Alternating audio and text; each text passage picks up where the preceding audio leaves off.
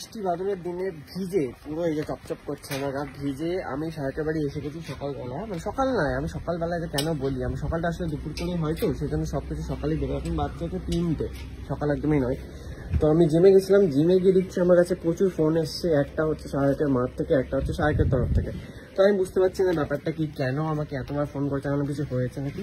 তো তারপরে যখন আমি ফোনটা ধরি তো সাহেবের মা বলে যে আজকে আমাদের বাড়িতে চলে আয়, নিমন্ত্রণ, প্রচুর খাওয়া দাওয়া হচ্ছে, যে বাড়িতে খুব ভালো ভালো খাবার রান্না হয়েছে। আর সায়কের মা আমাকে ফোন করে ইনভাইট করেছে, কিন্তু সায়ক চাইছি যাতে আমি না আসি, যাতে ওর খাবারটা বেঁচে যায়।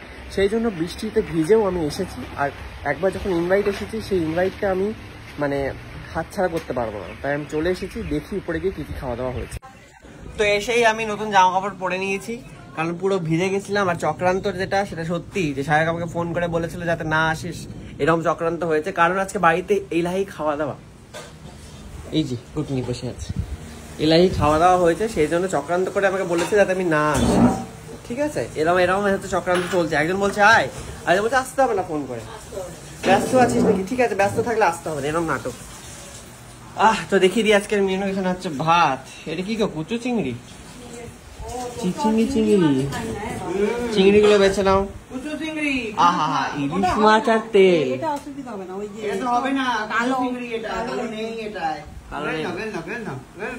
কালো নেই বলছে। এটা কি রে, রাজধানী ওই উপরে চলে গেছে।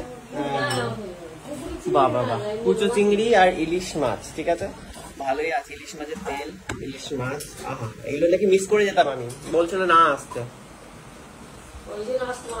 দু কুচি পনির খাইয়ে এত যে কথা শুনিয়েছে, তাকে কেউ ডাকে?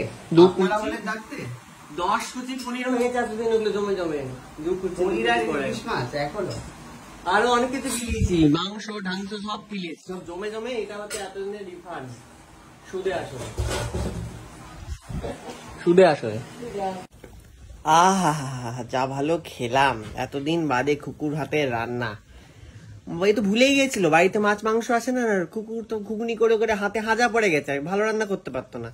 এতদিন বাদে বাড়িতে এসেছে চিকেন বলছি, সরি ক্ষমা করে দিও ভগবান আমাকে, মাটন, খাসির মাংস আর ইলিশ মাছ, এক যুগ বাদে এসেছে মোটামুটি।